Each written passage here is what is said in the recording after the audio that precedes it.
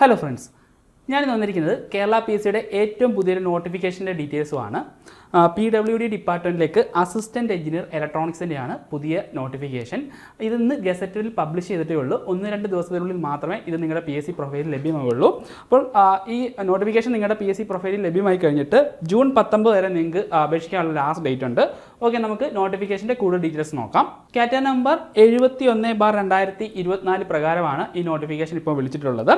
PWD ഡിപ്പാർട്ട്മെൻറ്റിലേക്കാണ് notification വന്നിട്ടുള്ളത്. Assistant engineer electronics എന്നാണ് ഈ തസ്തികയുടെ പേര്. അപ്പോൾ റീസെൻ്റ് ആയിട്ട് നടന്ന PSC ഇലക്ട്രോണിക്സ് എക്സാംസിനൊക്കെ പ്രിപ്പയർ ചെയ്തവർക്ക് വീണ്ടും ഇതാ ഒരു അവസരം വന്നിട്ടുണ്ട്. അപ്പോൾ ഇതിൻ്റെ സ്കെയിൽ ഓഫ് പേ നോക്കുകയാണെങ്കിൽ 55,200 മുതൽ 1,15,300 വരെയാണ് സ്കെയിൽ ഓഫ് പേ വരുന്നത്. അപ്പോൾ സാലറി സ്കെയിലും അത്യാവശ്യം നല്ല ഉയർന്ന ഒരു സ്കെയിൽ ഓഫ് പേ തന്നെയാണ് നിങ്ങൾക്ക് ലഭിക്കുന്നത്. ഇതിപ്പോൾ നോട്ടിഫിക്കേഷൻ ടൈമിൽ നിലവിൽ 2 വേക്കൻസിയാണ് നിലവിലുള്ളത്. അപ്പം വേക്കൻസി കുറവാണ്. ഞാനിതിനു വേണ്ടി പ്രിപ്പയർ ചെയ്ത് കഴിഞ്ഞാൽ അത് ക്രാക്ക് ആകുമോ എന്നൊന്നും വിചാരിച്ചിരിക്കേണ്ട. കാര്യം നോട്ടിഫിക്കേഷൻ ടൈമിലുള്ള വേക്കൻസി അല്ല. കാരണം റാങ്ക് ലിസ്റ്റിൽ എന്ന് പറയുന്നത് 3 വർഷമായിരിക്കും കാലാവധി ഉള്ളത്. അപ്പോൾ ഈ 3 വർഷ കാലാവധിക്കുള്ളിൽ വീണ്ടും നിരവധി വേക്കൻസികൾ റിപ്പോർട്ട് ചെയ്യാനുള്ളൊരു സാധ്യതയുണ്ട്. അതുകൊണ്ട് നോട്ടിഫിക്കേഷൻ ടൈമിൽ വേക്കൻസി കുറവാണെന്ന് പറഞ്ഞിട്ട് നിങ്ങൾ ആരും പ്രിപ്പയർ ചെയ്യാതിരിക്കരുത്. ഓക്കെ, അതുപോലെ തന്നെ മെത്തേഡ് എന്ന് പറഞ്ഞാൽ ഇത് റിക്രൂട്ട്മെൻറ്റ് മെത്തേഡ് എന്ന് പറഞ്ഞാൽ ഡയറക്റ്റ് റിക്രൂട്ട്മെൻറ്റ് ആണ്. അതുപോലെ ഏജ് ലിമിറ്റ് വരുന്നത് 19 മുതൽ 40 വയസ്സ് വരെയാണ്. അതുപോലെ തന്നെ ഏജ് റിലാക്സേഷൻ ലഭിക്കുന്ന കാറ്റഗറീസിന് അതത് ഏജ് റിലാക്സേഷൻ ലഭിക്കുന്നതാണ്. ജനറൽ ആയിട്ടുള്ള ഏജ് ലിമിറ്റ് എന്ന് പറഞ്ഞാൽ 19 മുതൽ 40 വയസ്സ് വരെയാണ്. ഇനി നമുക്ക് അസിസ്റ്റൻറ്റ് എഞ്ചിനീയർ ഇലക്ട്രോണിക്സിന് PSC തന്നിരിക്കുന്ന ക്വാളിഫിക്കേഷൻ്റെ ഡീറ്റെയിൽസ് നോക്കാം. ഇലക്ട്രിക്കൽ എഞ്ചിനീയറിംഗിൽ നിങ്ങൾക്ക് ഡിഗ്രി അതായത് BTech ഉണ്ടെങ്കിൽ നിങ്ങൾക്ക് ഈ പോസ്റ്റിലോട്ട് അപ്ലൈ ചെയ്യാൻ സാധിക്കുന്നതാണ്. ഇനി അതല്ല റേഡിയോ എഞ്ചിനീയറിംഗ് അല്ലെങ്കിൽ ടെലി കമ്മ്യൂണിക്കേഷനിലാണ് നിങ്ങളുടെ ഡിഗ്രി ഉണ്ടെങ്കിലും നിങ്ങൾക്ക് ഈ പോസ്റ്റിലോട്ട് അപ്ലൈ ചെയ്യാൻ സാധിക്കുന്നതാണ്. അതുപോലെ MSc ഫിസിക്സ് വയർലെസ് ഒരു സ്പെഷ്യൽ സബ്ജക്റ്റ് ആയിട്ട് പഠിച്ച MSc ഫിസിക്സ് ക്വാളിഫിക്കേഷൻ നിങ്ങൾക്ക് ഉണ്ടെങ്കിലും നിങ്ങൾക്ക് അസിസ്റ്റൻറ്റ് എഞ്ചിനീയർ ഇലക്ട്രോണിക്സ് എന്ന് പറയുന്ന ഈ തസ്തികയിലേക്ക് അപേക്ഷിക്കാൻ സാധിക്കുന്നതാണ്. അപ്പോൾ സാലറി സ്കെയിൽ കൊണ്ട് ഉയർന്ന ഒരു പേ സ്കെയിൽ തന്നെയാണ് നിങ്ങൾക്ക് ലഭിക്കുന്നത്. സോ ഈ എക്സാം ഇപ്പം റീസെൻ്റ് ആയിട്ട് ഇപ്പം ഫിസിക്സ് റിലേറ്റഡ് ആണ്, നിങ്ങൾക്ക് ഇപ്പം വയർലെസ് സ്പെഷ്യൽ സബ്ജക്റ്റ് ആയിട്ട് പഠിച്ച ഒരു ഫിസിക്സുകാരനാണ് നിങ്ങളെങ്കിൽ നമുക്കറിയാം സയൻറ്റിഫിക് അസിസ്റ്റൻറ്റ് പോലുള്ള എക്സാമുകൾ ഇനിയും വരാനിരിക്കുകയാണ്. അപ്പം ആ എക്സാമുകൾക്ക് പ്രിപ്പയർ ചെയ്യുന്നവർക്ക് തീർച്ചയായും ഈ അസിസ്റ്റൻറ്റ് എഞ്ചിനീയർ ഇലക്ട്രോണിക്സ് എന്ന് പറയുന്നത് നല്ല അവസരം തന്നെയാണ്. അപ്പോൾ ഈ അവസരം ആരും പാഴാക്കാതിരിക്കുക. ഓക്കെ, ഇനി നമുക്ക് PSC തന്നിരിക്കുന്ന ഇക്വലൻറ്റ് ക്വാളിഫിക്കേഷൻ എന്തൊക്കെയാണെന്ന് ചെക്ക് ചെയ്യാം. BTech ഇലക്ട്രിക്കൽ എഞ്ചിനീയറിംഗ് നമ്മൾ നോട്ടിഫിക്കേഷൻ്റെ ക്വാളിഫിക്കേഷൻ നോക്കിയപ്പോൾ ആദ്യം തന്നെ അവർ പറയുന്നത് ഡിഗ്രി ഇൻ ഇലക്ട്രിക്കൽ എഞ്ചിനീയറിംഗ് എന്നുള്ള രീതിയിലാണ് പറയുന്നത്. പക്ഷേ ആ ഇലക്ട്രിക്കൽ എഞ്ചിനീയറിംഗിൽ ഇക്വലൻ്റ് ആയിട്ട് വരുന്ന മറ്റ് ക്വാളിഫിക്കേഷനും PSC തന്നിട്ടുണ്ട്. അതായത് നിങ്ങൾക്ക് BTech അപ്ലൈഡ് ഇലക്ട്രോണിക്സ് ആൻഡ് ഇൻസ്ട്രുമെൻറ്റേഷനിൽ നിങ്ങൾക്ക് ക്വാളിഫിക്കേഷൻ ഉണ്ടെങ്കിൽ നിങ്ങൾക്ക് തീർച്ചയായും ഈ പോസ്റ്റിലോട്ട് ഇക്വലൻസി യൂസ് ചെയ്തുകൊണ്ട് അപ്ലൈ ചെയ്യാൻ സാധിക്കുന്നതാണ്. അതുമല്ല നിങ്ങൾക്ക് ഇലക്ട്രിക്കൽ ആൻഡ് ഇലക്ട്രോണിക്സിൽ BTech ഉണ്ടെങ്കിലും അതുപോലെ electronics and communication engineering MTech power system MTech power electronics, അപ്പോൾ ഇത്രയും ക്വാളിഫിക്കേഷൻ നിങ്ങൾക്ക് ഉണ്ടെങ്കിൽ തീർച്ചയായും നിങ്ങൾക്ക് ഇക്വലൻസി ഓപ്ഷൻ യൂസ് ചെയ്തുകൊണ്ട് തന്നെ നിങ്ങൾക്ക് ഈ പോസ്റ്റിലോട്ട് അപ്ലൈ ചെയ്യാൻ സാധിക്കുന്നതാണ്.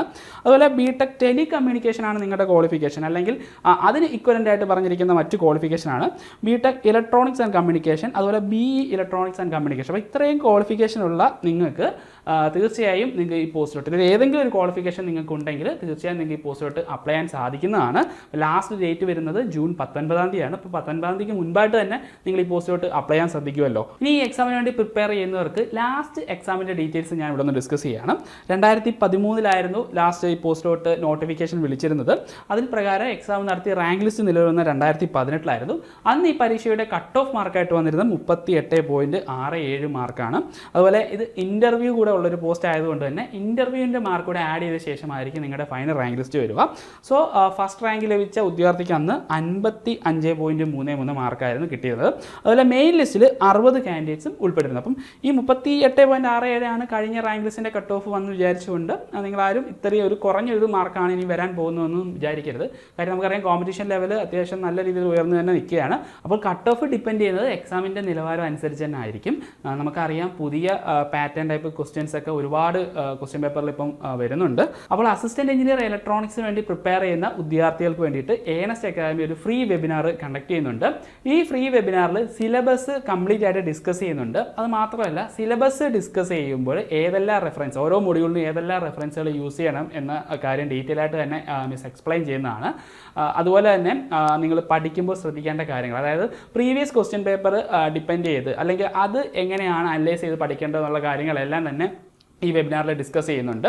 കാര്യം ഓരോ മൊഡ്യൂളും നിങ്ങൾ പഠിച്ചു കഴിഞ്ഞിട്ട് പ്രീവിയസ് ആയിട്ട് ആ മൊഡ്യൂളിൽ എത്ര ക്വസ്റ്റ്യൻസ് ചോദിച്ചിട്ടുണ്ട്, അല്ലെങ്കിൽ ക്വസ്റ്റ്യൻസിൻ്റെ ഒരു മൊഡ്യൂളിൽ നിന്നും ക്വസ്റ്റ്യൻസ് വരുന്നത് ഇങ്ങനെയാണ് എന്നുള്ളൊരു കാര്യങ്ങളൊക്കെ നിങ്ങൾ മനസ്സിലാക്കേണ്ടതായിട്ടുണ്ട്. കാര്യം ഇതൊരു കോമ്പറ്റേറ്റീവ് എക്സാം ആണ്. കാര്യം എല്ലാവരും പഠിക്കുന്നുണ്ട്, എന്നാൽ വ്യത്യസ്തമായിട്ട് ആരൊക്കെ പഠിച്ചിട്ടുണ്ട്, അതായത് സ്മാർട്ടായിട്ട് ആരൊക്കെ പഠിച്ചിട്ടുണ്ട് എന്നതിലാണ് റാങ്ക് ലിസ്റ്റിൻ്റെ നിങ്ങളുടെ ഭാവി നിർണ്ണയിക്കുന്നത്. സോ ഈ വെബിനാറിൽ നിങ്ങൾ തീർച്ചയായും പങ്കെടുക്കുക. കാര്യം നിങ്ങളിപ്പം ഒരു ഫ്രഷറാണ് അല്ലെങ്കിൽ അത്യാവശ്യം പ്രിപ്പയർ ചെയ്ത് നിൽക്കുന്നവരാണെങ്കിൽ പോലും നിങ്ങൾക്ക് ഒരു ഐഡിയ, അതായത് ഇനി ഈ എക്സാമിന് വേണ്ടി പ്രിപ്പയർ ചെയ്യുമ്പോൾ നിങ്ങൾ ശ്രദ്ധിക്കേണ്ട കാര്യങ്ങളെല്ലാം തന്നെ ഈ ഫ്രീ വെബിനാറിൽ ഡിസ്കസ് ചെയ്യുന്നുണ്ട്. അത് മാത്രമല്ല ഈ അസിസ്റ്റൻ്റ് എഞ്ചിനീയർ ഇലക്ട്രോണിക്സിൻ്റെ ജോബ് നേച്ചറും മിസ് ഡിസ്കസ് ചെയ്യുന്നതായിരിക്കും. അപ്പോൾ ഈ ഫ്രീ വെബിനാറിൽ ജോയിൻ ചെയ്യാനായിട്ട് താഴെ കാണുന്ന ഗൂഗിൾ ഫോം ഫില്ല് ചെയ്താൽ മാത്രം മതിയാവും. അതുപോലെ ഇനി എക്സാം വരാൻ പോകുന്ന അസിസ്റ്റൻ്റ് എഞ്ചിനീയർ ഇലക്ട്രോണിക്സിന് വേണ്ടിയിട്ടുള്ള ഡെഡിക്കേറ്റീവ് ബാച്ച് ഏണസ് അക്കാദമിയിൽ ഉടൻ തന്നെ ആരംഭിക്കുന്നതാണ്. ഏറ്റവും ബെസ്റ്റ് അധ്യാപകർ കണ്ടക്ട് ചെയ്യുന്ന ക്ലാസ്സുകളായിരിക്കും നിങ്ങൾക്ക് ലഭിക്കുക. അതുപോലെ ഓരോ മൊഡ്യൂൾ കംപ്ലീറ്റ് ആവുന്നതനുസരിച്ചുള്ള മൊഡ്യൂൾ റിവിഷൻ ടെസ്റ്റുകളും അതുപോലെ ക്ലാസ്സുകളും റിവിഷൻ ക്ലാസ്സുകളും നിങ്ങൾക്ക് ലഭിക്കുന്നതാണ്. അതുപോലെ തന്നെ എക്സാം വരെയും ഗൈഡൻസിനായിട്ടൊരു മെൻറ്റർഷിപ്പ് സപ്പോർട്ടും നമ്മുടെ ഈ കോഴ്സിൻ്റെ ഭാഗമായിട്ട് ലഭിക്കുന്നതാണ്. അപ്പോൾ കോഴ്സിനെ കുറിച്ചുള്ള കൂടുതൽ വിവരങ്ങൾ അറിയാനും അതുപോലെ ഏണസ് അക്കാദമി കണ്ടക്ട് ചെയ്യുന്ന ഈ ഫ്രീ വെബിനാറിൽ ജോയിൻ ചെയ്യാനായിട്ട് താഴെ കാണുന്ന ഗൂഗിൾ ഫോം ഫില്ല് ചെയ്യുക. അപ്പോൾ അസിസ്റ്റൻ്റ് എഞ്ചിനീയർ ഇലക്ട്രോണിക്സ് ബന്ധപ്പെട്ട കൂടുതൽ വീഡിയോസ് നമ്മുടെ ചാനലിൽ വരും ദിവസങ്ങളിൽ അപ്ലോഡ് ചെയ്യുന്നതാണ്.